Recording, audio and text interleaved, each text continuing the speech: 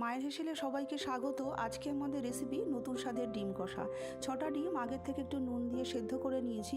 একটা ছুরি দিয়ে ডিমগুলোর মধ্যে একটু কাট করে নিচ্ছি যেন তেল মশলাটা ঢুকে যায়। গ্যাসে একটা কড়াই বসিয়ে দিয়ে 2 চামচ মতন সর্ষের তেল দিয়ে সামান্য একটু নুন দিয়ে খুব ভালো করে এরকম করে ডিমটাকে ভেজে আমি বাটিতে তুলে রেখে দিচ্ছি।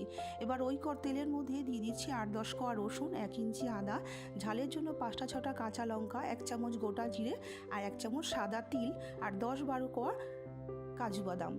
গ্যাসটাকে লোতে রেখে একটু ভাজা ভাজা করে নিয়ে দিয়ে দিচ্ছি অনেকটা পরিমাণে ফ্রেশ ধনেপাতা।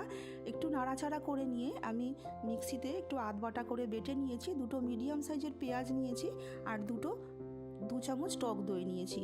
এবার ওই কড়াইয়ের মধ্যেই দিয়ে দিচ্ছি আরও 2 চামচ সর্ষের তেল। তেলটা গরম হয়ে গেলে পেঁয়াজটাকে একটু লালচে করে ভেজে নিয়ে আধ বাটা করে মশলাটাকেও দিয়ে দিচ্ছি। এই সময় গ্যাসটাকে মিডিয়াম করে দেবো। মিডিয়াম করে দিয়ে মশলাটাকে খুব ভালো করে কষিয়ে নেব। বাটিতে একটু এক্সট্রা মশলা ছিল, সেটাকে ধুয়েও জল দিয়ে দিচ্ছি। খুব ভালো করে অল্প অল্প করে জল দিয়ে মশলাটাকে একটু কষিয়ে নেব। যেহেতু এখানে আমি কম তেল ব্যবহার করেছি, 2 চামচ ফেটানো টক দিয়েও ভালো করে কষিয়ে নিচ্ছি। স্বাদ মতো নুনটাকেও দিয়ে দিচ্ছি। মশলাটা কষানো হয়ে গেলে এবার ডিমটাকে দিয়েও মশলার সাথে খুব ভালো করে একটু কষিয়ে নিচ্ছি। কষিয়ে নিয়ে আমি এখানে 1 কাপ মতন জল দিয়ে দিচ্ছি। জলটাকে দিয়ে আমি ঢাকা দিয়ে গ্যাসটাকে মিডিয়াম করেই আমি এটাকে 5 থেকে 7 মিনিট একটু ফুটতে দেবো।